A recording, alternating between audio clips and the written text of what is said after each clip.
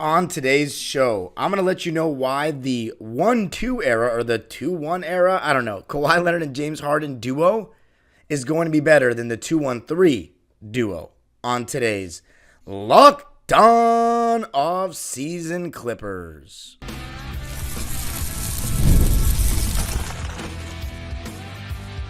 You are Locked On Clippers, your daily Los Angeles Clippers podcast, part of the Locked On Podcast Network. Your team every day. Yes, sir. You were locking in with the Clips. Thank you for making Locked On Clippers the first listen of your day, your team every day. I'm your host, Darian Vaziri, born and raised in LA and going into my 20th season as a Clipper fan. You can also follow me on Twitter and Instagram at Dime Dropper Pod and subscribe to my own YouTube channel, Dime Dropper, for even more LA Clipper, LA Sports, and NBA content. And Locked On Clippers is free and available wherever you get your podcasts, including YouTube. Let me know what you think of this one. And this one is brought to you by FanDuel, America's #1 sportsbook. Visit FanDuel.com to download America's #1 sportsbook.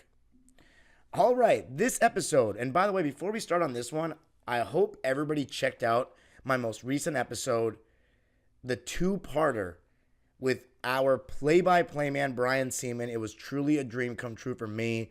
I think Brian was so generous with his time to give us that hour, so insightful, and you really could tell the grind. You know, we always talk about the grind of NBA players living their dreams, but Brian said he wanted to be involved in the basketball world when he was 7, 8 years old. He talked about second grade.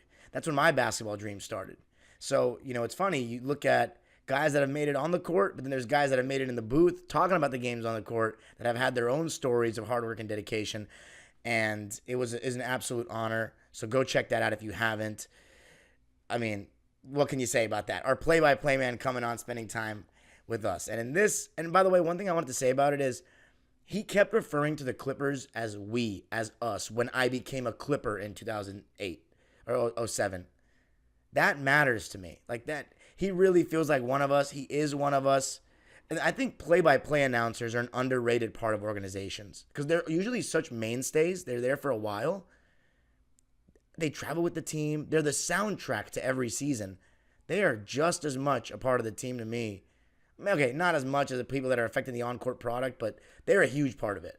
And I think they deserve more credit.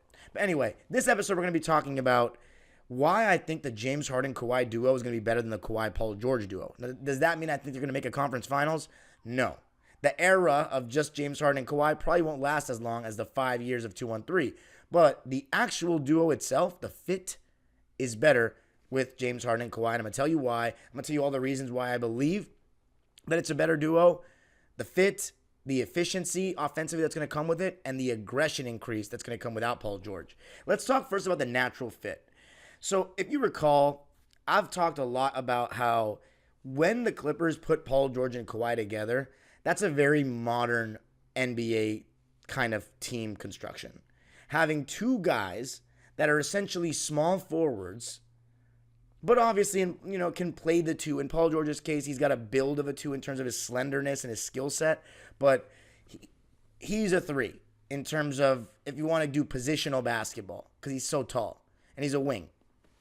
Now, if you know the history of Kawhi Leonard and Paul George, but honestly, I would consider this NBA history because they're two significant players in their eras. Kawhi Leonard and Paul George were going to be on the same team in Indiana. But the Pacers made a trade. They already had Danny Granger and Paul George to get George Hill. And so it wouldn't necessarily be redundant with those 3 guys. And that's the way that teams looked at things back in the day, which is okay. George Hill ended up being fantastic for Indiana. They made it to the conference finals 2 years in a row. So my point being is that just 10 years ago, or a little over 10 years ago, they wouldn't even be on the same team. I say that to say that it's kind of redundant having those two. They're both fantastic scorers. They're not great passers. They're, I'd say, a little above average in terms of playmaking in general. I'd say no, they're definitely good playmakers because they're such great scorers, and that's making a play. But in terms of passing, getting the most out of other guys, getting other guys good shots. They're just okay. They're a little above average.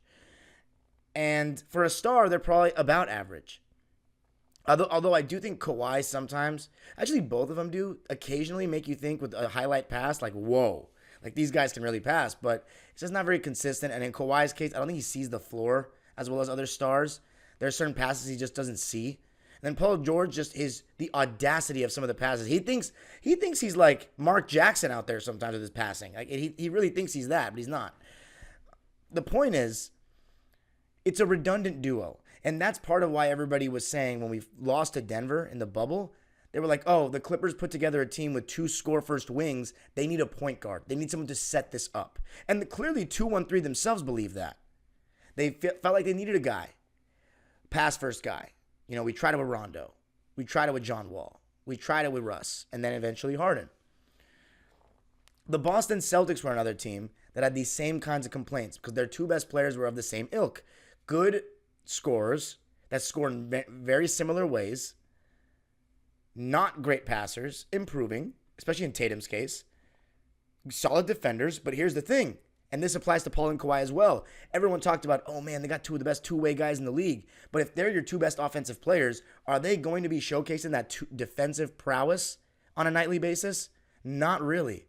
So essentially, you have to get point of attack guys around them. And maybe a point guard around them. And the Celtics, they had their trial and error as well. And we had never seen a team win with 2 score-first wings like that. That they didn't have a point forward in the duo. Whereas the other 2 score-first wing duos that have won chips, LeBron and Wade together, and obviously they had a big 3 with Bosh, but I'm just saying they're 2 best players. LeBron is a point forward. He's a floor general. You know what I'm saying? Scottie Pippen, Michael Jordan, the whole thing about Phil Jackson and the triangle offense elevating Pippen was they took the ball out of Mike's hands and let him kind of be more of a point forward. So we haven't seen a duo like the Jays or Kawhi and Paul win a championship until this past season. So you look at Boston, and I did an episode on that a couple months ago. What did they do? They put together point of attack guys around the Jays and essentially other guys that can handle the ball. But I think the whole need a point guard thing, I believed it then and I believe it now. Kawhi and Paul George are like, I get it. They want another ball handler, but you don't need a true point guard to win a championship anymore. The true point guard doesn't exist. A table-setting point guard, it doesn't really exist, really. Like Mike Conley's still around. He's very good at that. A guy that's going to come up and make a pass to start a possession, that's not really what exists now. What exists now are score-first point guards that leverage their scoring ability into creating shots for other guys through the pick and rolls and isolations that are frequent in today's game. That's what it is. So the Celtics just put together shot creators, essentially. A bunch of guys that can shoot and a bunch of guys that can make plays and put it on the floor. But Drew Holiday and Derek White, they're essentially like combo guards. And neither's a true point guard, but they both can play make. And they already have, Jason Tatum is the main playmaker. Don't get that twisted.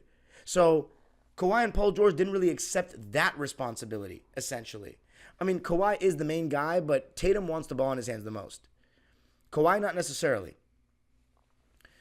But they put Drew Holiday and Derek White around them. So now they had guys that can take the ball away from them, make their lives easier, and point of attack guys. Clippers have put the point of attack guys together, but now we don't even have that duo anymore. So we don't have to worry about that redundancy, which brings me to my overlying point of this segment. The fit between a wing and a guard just makes a little bit more sense. Guys that aren't exactly the same. James Harden, he has what Kawhi doesn't have. He's a pick and roll god. He's a passing machine. He's one of the best dime droppers we've seen in the last millennium. The last 21st century. He is. Kawhi has things that James doesn't have. Championship pedigree, experience, great defense, a reliable mid-range game. And I don't think James Harden's mid-range game is bad, but he doesn't lean into it. It's not a significant part of his arsenal. At times, I've always felt in his past, he was really after D'Antoni. So let me just make that clear. After 2016, 3 and layup or floater with James. There was no in between. I think Kawhi has the ability to score from everywhere on the floor and work quickly without, he doesn't work that quickly off the catch, but you can, set off ball actions for him to come off and catch and shoot. That stuff James Harden is just not very good at. He's not very willing to do it. So they complement each other a little better. Right? And also, I think I'll talk about it coming up, but there's something about the efficiency of the two of them on offense that I think is going to translate well. But overall, first point, the natural fit, in my opinion, is better than two redundant score-first wings. But coming up, going to talk about why I believe the efficiency of the possessions and our offense is going to be better without Paul George.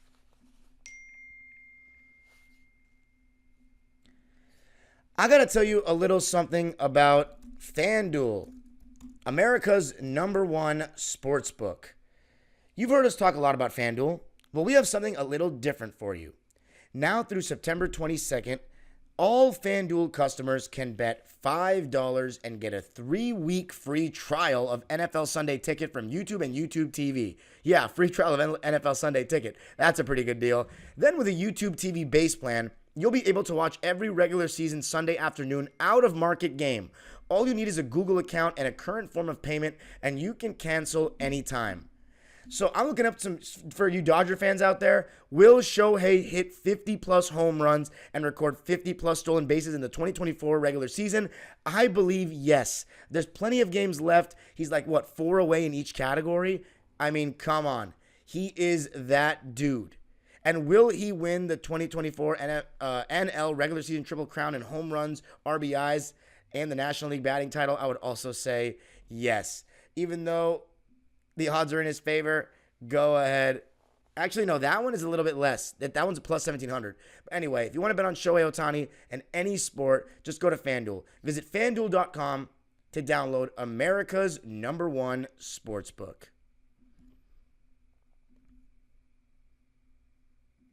Thank you for making Locked On Clippers your first listen of the day. For your second listen, enjoy the Locked On NBA podcast. There is no offseason in the NBA, and Locked On NBA provides daily basketball analysis from national and local experts in 30 minutes or less. No one keeps you as informed and entertained as Locked On NBA. Available on YouTube or wherever you get your podcasts. Part of the Locked On Podcast Network. Your team every day. All right, so the natural fit, I believe, of the 1-2 punch, maybe that's what we should call it, not the 1-2 duo, the 1-2 punch, I guess, is better than 2-1-3. Guard plus wing is better than wing plus wing, for me. Now, there is an efficiency level that I think Kawhi Leonard and James Harden bring. Now, I know what people are going to be saying. Dude, what are you talking about? Paul George is one of the more efficient wings in the game. If you look at his splits, they're fantastic. Every year he shoots like 45+% from the field, 38+% from three, and like 85+% from the line. And in last season's case, he had his most efficient season. 47% from the field, 41% from three, and 91% from the line. But here's the thing about Paul George that those stats wouldn't tell you. Those stats are an average, a fantastic average of the season. But what they don't tell you is that they are an average of great games and a bunch of awful shooting nights that get averaged into that, which makes him a very good player and an all-star caliber player that he is. But it's just a little too volatile one night to the next with him for a star. And that's largely because of his shot diet. It's all tough jumpers. He doesn't try to get downhill. He doesn't have the quick step, the first step he used to. And he catches the ball at the three-point line or beyond almost every time he gets it. He doesn't really simplify his game. He over-dribbles on his ISOs. And he really falls in love with long jumpers and contested jumpers. And sometimes that's not going to fall. And he has no plan B oftentimes. He doesn't go to the rim to try to get going. It was very frustrating. So we are losing an efficient player, but I'll say this. Kawhi Leonard is the epitome of efficiency, and we're only going to be giving him the ball more. 24 points a game for him on 52.5% from the field, 41.7% from three, and 88.5% from the line. That's all on 17 shot attempts. As I mentioned, we can bump that up to 20, and that should be bumped up to 20, like the 2020 season. James Harden, if you look at his splits, they're not insane, right? But they're pretty good. 43% from the field isn't very good for today's game. 38% from three is fantastic, especially on his volume, 7 attempts a game. And then 88% from the line is awesome. With James Harden, it's less about the field goal percentage. Definitely more true shooting is probably a better indicator for him, considering the amount of threes he shoots. But I think the reliability of James Harden to create good shots for you in a half-court offense is higher than that of Kawhi and Paul George. I think in the games in which maybe Kawhi's hurt, James Harden has a chance to lead us to victories just because if you put shooters around him and a couple of good screen setters, he's going to get good shots in the pick and roll because he just makes the right read every time.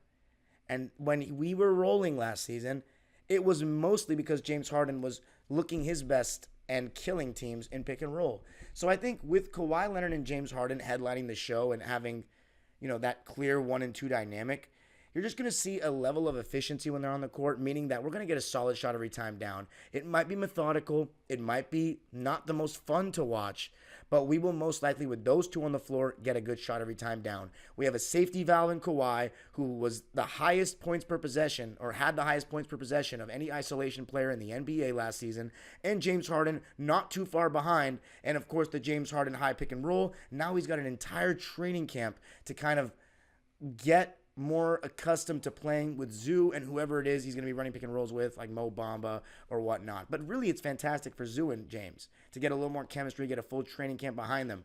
So, moral of the story, I think the efficiency level of how Kawhi and James Harden operate, we won't be the best offense, but I think we'll be a pretty good one when they're healthy. I mean, I don't mean maybe top half, but good enough to get by, given that our defense is probably what's going to make us a very good team in this league. But Kawhi Leonard and James Harden, you put those two on the floor with competent role players, which we have, and I think you can have a very solid offense. James Harden is still one of the best shot creators in the game today, and Kawhi Leonard is one of the best players in the game today when he's healthy. The question marks really come if one of them are out.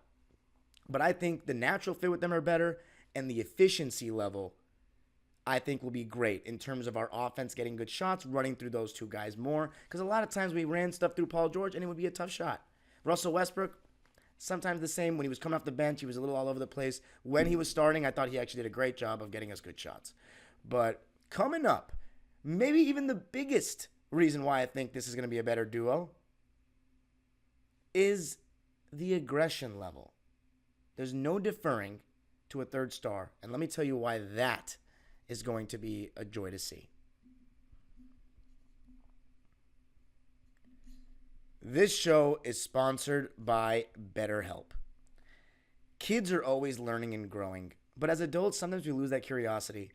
I've always wanted to go back to Farsi class and kind of perfect my native language. What's something you'd like to learn? Gardening? Maybe you want to learn a new language? Maybe how to finally beat your best friend in a sport or something in a game? Therapy can help you reconnect with your sense of wonder because your back-to-school era can come at any age. If you're thinking of starting therapy, give BetterHelp a try. It's entirely online, designed to be convenient, flexible, and suited to your schedule. Just fill out a brief questionnaire to get matched with a licensed therapist and switch therapists anytime for no additional charge. Rediscover your curiosity with BetterHelp. Visit BetterHelp.com/LockedOnNBA today to get 10% off your first month. That's BetterHelp, HELP.com/LockedOnNBA. All right. So here's the thing I'm looking most forward to. I'd say the number one reason that this duo is going to be better is the fit. Wing guard versus wing. I like that fit better. But here's one thing I'm looking forward to. The added aggression. Without a third star, now it's just very simple to know, or very easy to know, the pecking order. Kawhi number 1, James Harden number 2, everyone else is a role player. It's these guys' team. They're going to have the ball in their hands the most. They're going to get the most shot attempts. They're going to be our leading scorers, and that's just how it's going to go. And there's no dispute about it. There's no, who's our second best player? Do we actually have 2 number 3 options? Well, I think right now James Harden, if we're talking about championship contention, is a third option on a championship team. But I think he can be a second option on a very good team.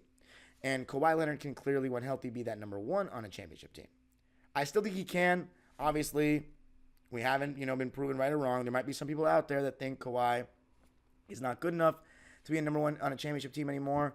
For reasons other than health. Maybe he doesn't create enough easy baskets for people. Maybe he doesn't pass the ball well enough. I don't know. But again, I believe in him more than a lot of other guys in the league in terms of being a number one on a championship team. We've seen him do it. You can't even say that for a lot of guys. So that's not the thing I'm worried about. But I'm going to say this. Kawhi now, as I mentioned earlier, he now should average 19.5 or more shot attempts a game. We want him shooting the hell out of the ball. No more, oh man, I need Kawhi to shoot 20 shots. Like, we need Kawhi to be more aggressive. Now we need him to be more aggressive. There's no other option, or else you're doing a disservice to the team. And yes, I think when Kawhi ISOs, at times he can get a little stagnant. When he faces up, I love when he posts up, but for whatever reason, when Kawhi faces up, he gets influenced by Paul George and James Harden and just dribbles too much, which is exactly what I don't like. Exactly what I love about Kawhi's game and his bag is he doesn't over dribble. If you want to compare him to his idols, though, like Jordan or Kobe, he does. But different tier. I believe he does a little bit. But I think in terms of today's game, he's so effective. He's so effective in terms of not wasting too much energy and dribbles and movement with his bag.